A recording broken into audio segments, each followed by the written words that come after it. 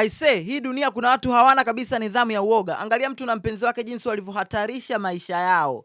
Du.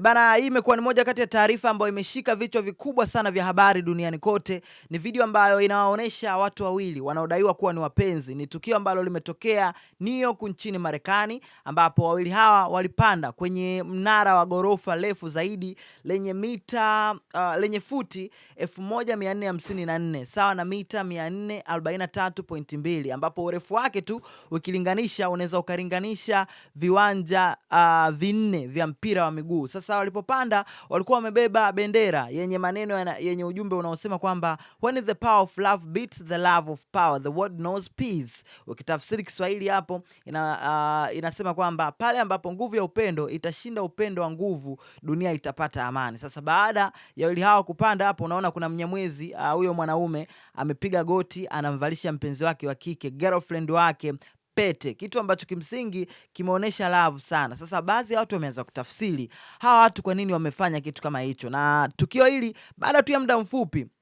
vyombo vya usalama, maafisa wa usalama pia wakafika eneo la tukio, vyombo vya habari, drones zikafika kwa ajili ya kucapture hilo tukio ambalo limekuwa adhim, by the way, tunaweza tukasema hivyo. Baada tu ya hao watu kushuka, wakakamatwa na Wajeda polisi, na mpaka sasa hivi wanawahoji nini hasa ambacho kimepelekea mpaka wakafanya kitu kama hicho. Ingekuwa mimi ndo afisa wa usalama, ningewakamata niwaulize, wanetu, mbona mnapenda sana kujiamulia mambo?